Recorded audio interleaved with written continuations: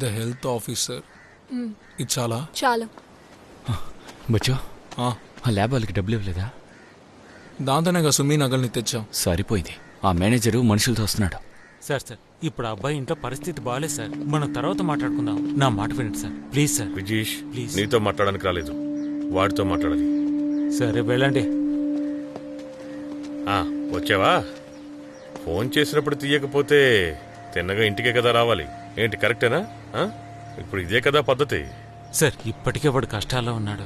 నాకు తెలుసు విజీషు, వీళ్ళ సిచ్యుయేషన్ ఏంటో. నాకు కూడా మానవత్వం కొంచెం ఉంది, అందుకే ఏమీ మాట్లాడడం లేదు. ఏదో ఒక నిర్ణయం చెప్పు.